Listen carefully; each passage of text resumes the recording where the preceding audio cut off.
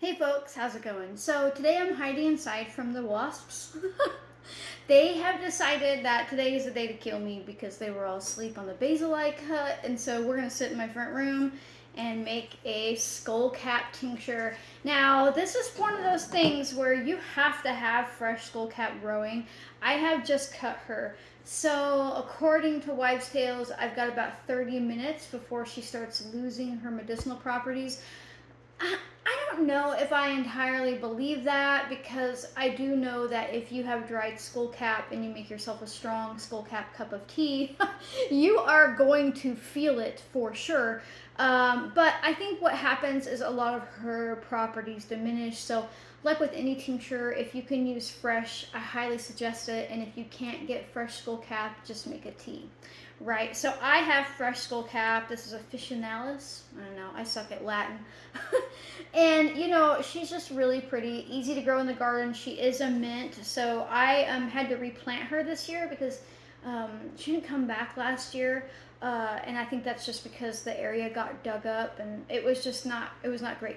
But I've got this amount to harvest, and cutting her back will make her spread more, so soon I will have SkullCap everywhere. So I'm gonna get started because what if they're right? So really, you just need your fresh SkullCap. Now, SkullCap is really amazing for things like nerve system repair, like getting your parasympathetic nervous system to come back into function, like if you're dealing with anxiety or PTSD or anything like that. I really like her for work burnout. I like her for insomnia. She will make you sleepy. She can make you sleepy. So I'm just chopping her up a little bit. You do not need to pulverize her. You don't need to blend her. Just give her a little cut so there's a little bit more surface space for your alcohol to extract from. I'm going to fill the jar up, but I'm not going to like ram pack it and just keep putting more in there or you won't have room for your alcohol, right? So now that the hard part is over, I'm going to do the thing where I dump vodka over top. This is 100 proof vodka. Now, I like 100 proof vodka because it's 50% alcohol and 50% water. And that means your tincture comes out automatically balanced. But most importantly, it means that you are getting your water soluble properties too, right? So I don't like to use Everclear or green alcohol. It doesn't have to be made with grain to be called that. It just means that it's like 95+% alcohol. I don't like to use that when I'm making a tincture because it makes imbalanced tinctures. You are not getting the water soluble properties out of your tincture, and if you're going to have a bad reaction to a tincture, statistically it's because they've used dried plant matter and like Everclear. Right, they then water it down afterwards, but it doesn't matter. It has not been extracted evenly, right? And so I like to use 100 proof vodka. If you live in a state where you can't get 100 proof vodka, 80 proof works just fine, and that's 40% alcohol, 60% water. So I filled that up to the tippy top because I don't want a whole lot of oxygen left in this jar to prevent oxidation. Now, oxidation will happen a little bit after you strain it, but when you really want to stop it from happening is while you're making the tincture. Basically, oxidation is like rust. Like, you take a bite of like a banana or an apple and you leave it and it turns brown. It has oxidized because oxygen hit the broken cellular structure. And what have we just done to this plant? We have chopped her up. So if oxidation hits those areas, especially on the top, you'll get, a little weaker of a tincture. That's not super great. It's okay to use. It's not the end of the world, but we can prevent that by just filling it up. So now what? Well, that's pretty much it. I've made a tincture in like 3 minutes and 50 seconds, and a bunch of it was just me jabbering. It really is that easy. Now I'm going to write down what I've made because I don't care how cool you are. Eventually you might forget what you've made. You get busy making like me. I've got like 6-7 tinctures on my list today to get done, and I'm going to shove them all in the cupboard with like 20 more, right? It's really easy for you to forget what it is. So I'm just going to write SkullCap and the date, and now I won't forget. Right, now you can use a label, a piece of masking tape, whatever. Sometimes I like to put it on here because caps can get switched around, right? But this is just going to sit for 6 to 8 weeks in a dark place. After that, I'm going to strain it, and I'm going to start with one dose, one drop, and work my way up to see what works best for my individual body, right?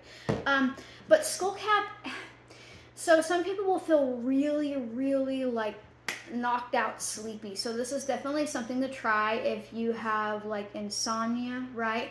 And she's one of those that's dose dependent where a smaller amount of SkullCap might make you feel sleepier than a bigger amount of SkullCap, but it also comes down to genetics. Some people do not feel sleepy from SkullCap whatsoever. Then they're like, "You're full of shit." I'm like, "No, you just don't have the genes that allows you to feel." Right, you don't feel that sedation, but even if you don't feel sedated from her, she is still helping with your nervous system regulation, stimulating your immune system, helping your cognitive function, just helping you feel better overall. I really like SkullCap. She is in the mint family, actually. People hear the term SkullCap and they're like, but she's a scentless mint, right? But don't let her lack of scent fool you. She definitely has the capacity to make real changes in your body. So that was a SkullCap tincture. How easy was that? It was incredibly easy. You're smart enough to put some SkullCap in a jar and put some vodka over top. I don't care what you believe or what somebody's ever told you. You can absolutely handle doing this. And then you can have this on hand. I really like her. Personally, sometimes because I have like severe CPTSD, sometimes I get a little bit of derealization, right? And that's where like things don't really look real. It's almost like for anybody who's ever eaten like mushrooms, it's like the next day after mushrooms you're like, I'm not really sure. Like you're sober but things just look different. It kind of feels like that, right? I usually grab SkullCap when that happens, and usually just within an hour or so of taking a dose or two, it has cleared out, right?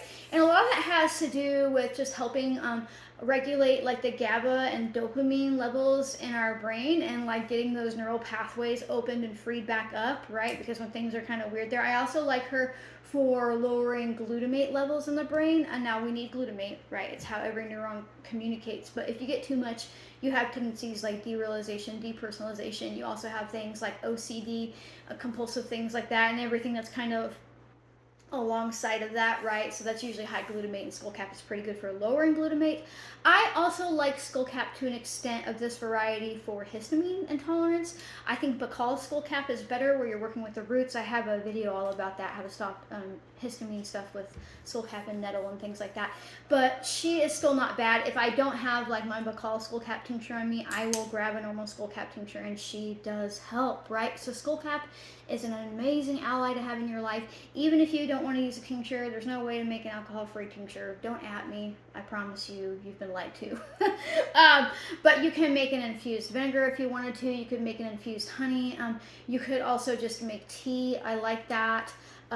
She is strong with the tea, so go easy there. But SkullCap tincture, she's your friend. She's easy to grow. She's a mint. Once you plant her, she'll just...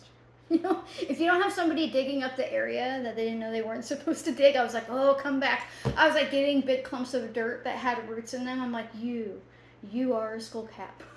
But it wasn't, right? She didn't come back if she was. So, but you know, you definitely can do this. So thanks for watching. And if you like my random videos where being inside my house is obviously throwing me off for some reason, I'm just a real human and I do my best at any given time, consider becoming a member. It's just a way to throw me a couple bucks. It just supports my capacity to teach freely. There's nothing hidden behind a paywall. You do get early access to videos, like members got to see this plane wreck of a video before other people did. But if you can't afford, don't even worry about it, because I release these videos every weekend. So it is not a paywall, it's a little bitty baby time wall.